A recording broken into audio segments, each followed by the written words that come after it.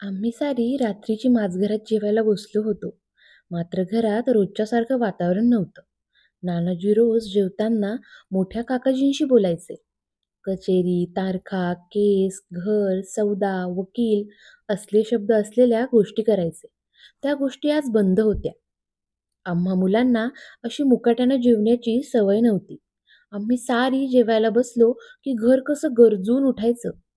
मोठ्या काकाजींबरोबर आम्ही जेवणाच्या सुरुवातीला वदनी कवळ घेता म्हणू लागलो की धाकटी काकी कान झाकून घ्यायची आणि दादीमाय म्हणायची, माह घर कसं भरलं गोकुळ आहे.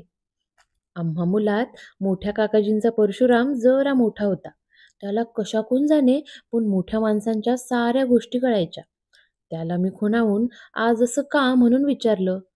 तो चोच्याच भाषेत म्हणाला, चला तू चकये चष्टगो चौकठा चहे का चनतिको चष्टगो चपलाला आ चता आ चव्यानं चरातघ चहारायला चहायजेच चहया. परशुराम असं म्हणाला तरी आम्हाला नवीन घरात लवकर का राहायला जायचं आहे ते कळेना. नवीला आमची चची भाषा कळत नव्हती. ती माझ्या पाटाशेजारी सरकून म्हणाली, ए परशू काय म्हणाला सांग ना रे. अगं आपल्याला की नाही नव्या घरात राहायला जायचं आहे. काकाजींना विचारलं, काकाजी, हो काजी, आपल्यास नव्या घरात राहायला जायचं आहे काजी. अं, मग राजेश्वर दत्तात्रेयाच्या घराचा वास्तू झाला तसा आपल्याही नव्या घराचा वास्तू होईल काजी. तशी आई वस्कन ओरडून म्हणाली, जेव जेव, वाह्यातपणा करू नकोस. मग आमचे नानाजी आईकडे पाहून म्हणाले, लेकराईस काहून बोलते. हो रे पोरांनो, आपल्यास नव्या घरात राहायला जायचं आहे. तशी आम्ही सारी पोरं नवं घर म्हणून ओरडू लागलो. ओरडताना गोपूचा हात लागून माझा पेला गलंडला, चिखल झाला. मग काय, धाकट्या काकीनं तरा येऊन गोपूच्या पाठीत 2-4 धपके ठेवून दिले. दादीमायला काही ते आवडलं नाही. पण का कोण जाणे, नेहमीसारखी दादीमाय धाकट्या काकीला त्याबद्दल काही बोलली नाही. नुसती जोरानं माळ ओढू लागली. एरवी आम्हा मुलांना मारलेलं तिला कधीच खपत नसे. आज सारंच काही वेगळं घडत होतं. बऱ्याच वेळानं बापूराव काकाजी म्हणाले, वहिनी, आपल्यास मुंगण्याच्या शेंगाची भाजी असत तर वाढा अधिक बा. तसं आईच्या डोळ्यात पाणी आलं. आई, महाबापराव ताना होता तरीच ह्याच्या हातचं झाड होय ते लावलेलं, दादीमाय म्हणाली.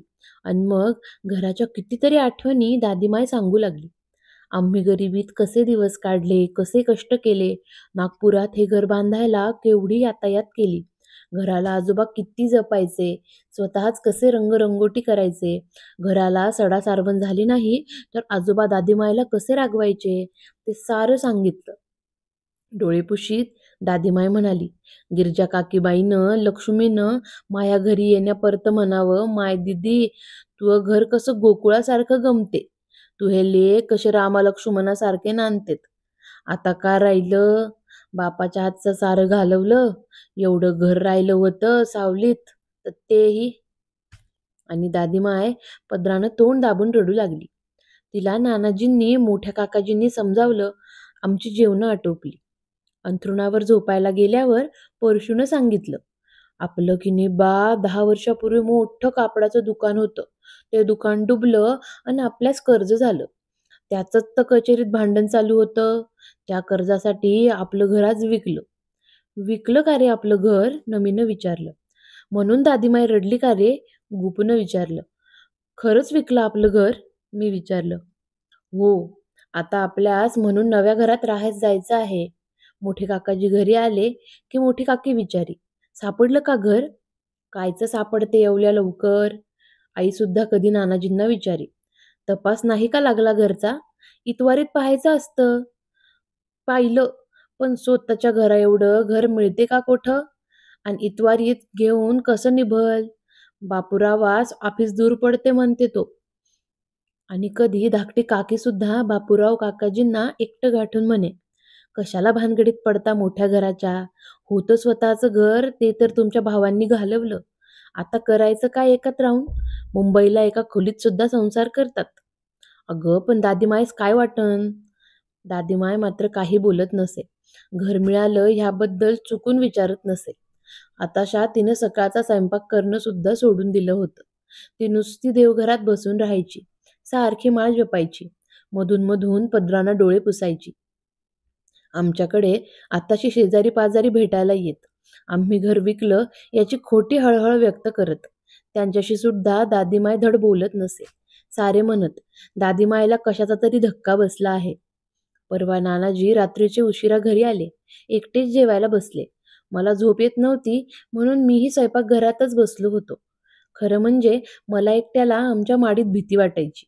म्हणून आईचं काम आटपण्याची मी वाट पाहत होतो. नानाजीला आई सांगत होती, सासूबाईंचं काही ठीक दिसत नाही. काहून? रात्रीच्या उठतेत आणि साऱ्या भिंती चाचपडत रडतेत. मस्त वाटते का? का? न जाणो जुनं माणूस आहे. कुठं काही मामाजीच्या हातचा पैसा अडका म्हणा, काही सोनं नाणं म्हणा, रोवून तर नसन ठेवलं भीतीत. कायचा पैसा अडका न कायचं सोनं आलं. म्हातारीचा सारा जीव या घराच्या माती गोट्यात कालवला आहे. आणि मग नानाजींनी डोळे पुसले. मुदतीचा 1 महिना संपत आला. आम्हा साऱ्यांना पुरेल एवढं मोठं घर काही आम्हाला मिळालं नाही. एक दिवस बापूराव काकाजींनी त्यांना बर्डीवर 2 खोल्या मिळाल्याचं सांगितलं. नानाजींनी सुद्धा चिटणीसपुऱ्यात माडीवरच्या 2 खोल्या मिळवल्या होत्या. मोठे काकाजी मस्का साथेत द्वारकाबाई चंद्रपूरकरांच्या वाड्यात राहायला जाणार होते. घर मिळाल्यापासून घरात रोज धुसफूस चालू होती. भांड्या-कुंड्यांच्या आणि सामानाच्या वाटण्या काही मनासारख्या होत नव्हत्या. आम्हा मुलांना सुद्धा रोज 2 गोष्टींची वाटणी चालायची.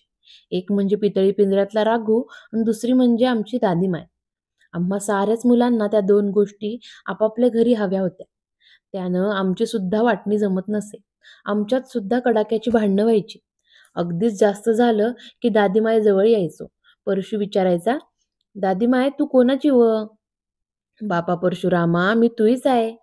दादीमायनं परशुरामला असं म्हटलं की मी विचारायचा, दादीमाय माझी नाही का व तू? मुकुंदा पिल्ले तुझीच आहे मी.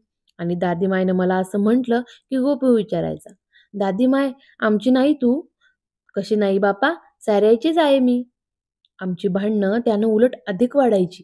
आमची भांडणं वाढली की दादीमाय चिडून म्हणायची, लायने तसेच मोठे तसेच.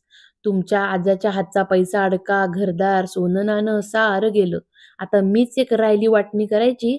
करा माये कांडके न घ्या वाटून. दादीमाय अशी रागवली की आम्ही चूप होत असू. पण हळूहळू दादीमाय आमची म्हणत एकमेकाला चिडवून भांडत असू. आज दुपारी 4च्या आत आम्हाला नव्या घरात राहायला जायचं होतं.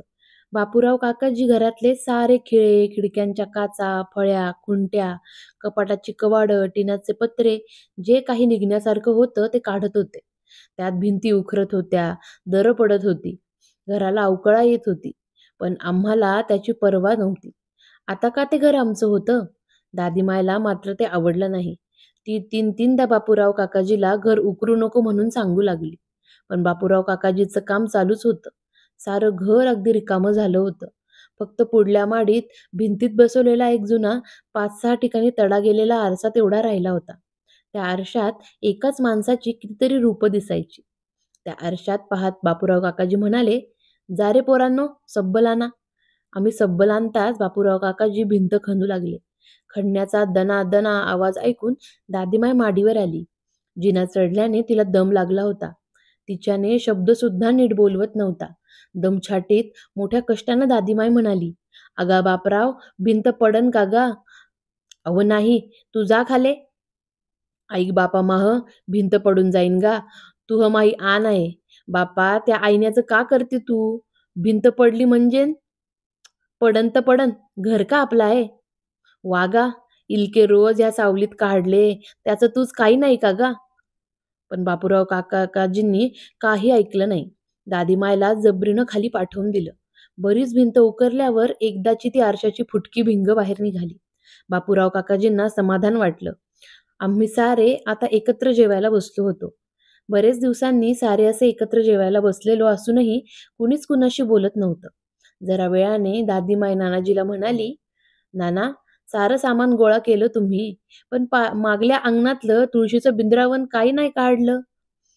त्यावर बापूराव काकाजी मध्येच म्हणाले, तूही खूप आहे दादीमाय. अहो 2 खोल्यांच्या घरात हे वृंदावन नेऊन ठेवते कुठं? खरंच दादीमाय, कुठं ठेवशील वृंदावन? नानाजींनी विचारलं. कोठेही ठेवा बापा, मी का सांगू, पर तुळस नको का घरात? इतके रोज ह्या बिंद्रावनाची म्या झाला असन, तूच दगडामातीचाही लोभ सुटत नाही, बापूराव काका म्हणाले. 3च्या सुमाराला बापूराव काकाजी 3 टांगे घेऊन आले.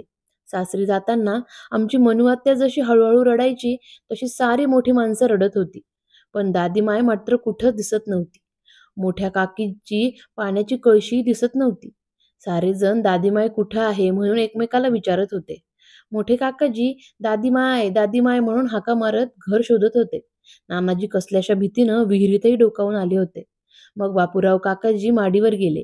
5-10 मिनिटांनी एका हातात मोठ्या काकीची पाण्याची कळशी आणि दुसऱ्या हातात दादीमायचा मातीनं भरलेला हात धरून ते खाली आले. दादीमायचं सारं अंग चिखलाने माखलं होतं. दादीमाय धापा टाकत होती. तिच्या अवताराकडे पाहून नवलानं मोठ्या काकाजींनी विचारलं, बापा, दादीमाय धाब्यावर का करत होती? बापूराव काकाजी म्हणाले, पिशीच आहे म्हातारी. मग हा म्या भिंतीतून आरसा काढला, तेच भिंत उखरली, त्याच गारा करून लिपत होती. मोठ्या काकीजींनं दादीमायला आपल्या टांग्यात बसवलं. दादीमाय लहान मुलासारखे हुंदके देऊन रडत होती. 3-3दा घराला हात जोडत होती. टांगेवाल्यांनी चाबूक मारताच 3 दिशांना आमचे टांगे चालू लागले. हळूहळू आमचं घर आमच्या डोळ्यावर झालं.